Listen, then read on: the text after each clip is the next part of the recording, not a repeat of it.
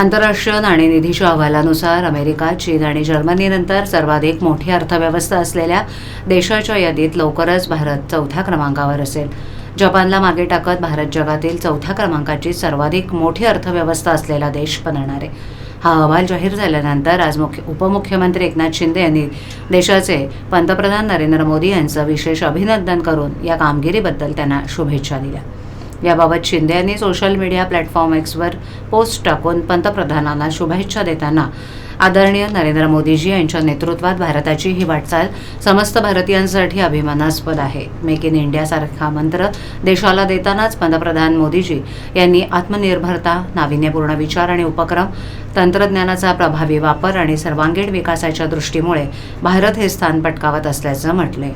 या ऐतिहासिक गोष्टीसाठी मी समस्त भारतीयांचे आणि पंतप्रधान नरेंद्र मोदी यांचं अभिनंदन करतो, अशी पोस्ट शिंदे यांनी टाकली आहे. एकीकडे भारताचे पाकिस्तानसोबतचे संबंध अत्यंत ताणलेले असताना आणि देशवासियांना मॉकड्रिल करून युद्धसज्ज राहण्याचं आवाहन केलं असतानाच देश आर्थिकदृष्ट्याही तितकाच भक्कम होत असल्याचा हा पुरावा आहे.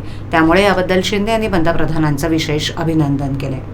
9 ठिकाणी उद्ध्वस्त केले दहशतवादी स्थळ, काय सांगाल? मी खरं म्हणजे आदरणीय प्रधानमंत्री नरेंद्र मोदीजींचं अभिनंदन करतो आणि त्यांना धन्यवाद देतो की ज्या आपल्या देशातले निरपराध बेकसूर पर्यटक पहलगामला गेले होते आणि आपल्या मुली बाळींच्या, आपल्या आया बहिणींच्या समोर, लाडक्या बहिणींच्या समोर त्यांचं जे काय कुंकू पुसण्याचं काम, त्यांच्या कर्त्या पुरुषांचं, पतींचं गोळ्या घालून हत्या करण्याचं पाप ज्यांनी केलं, माणुसकीला काळीमा फासण्याचं काम ज्यांनी केलं, त्यांना त्या दहशतवाद्यांना आणि पाकला आदरणीय प्रधानमंत्री, आम्ही अगोदरच सांगत होतो, आदरणीय प्रधानमंत्री जशाच तसं उत्तर देतील आणि ऑपरेशन सिंदूरच्या माध्यमातून आमच्या लाडक्या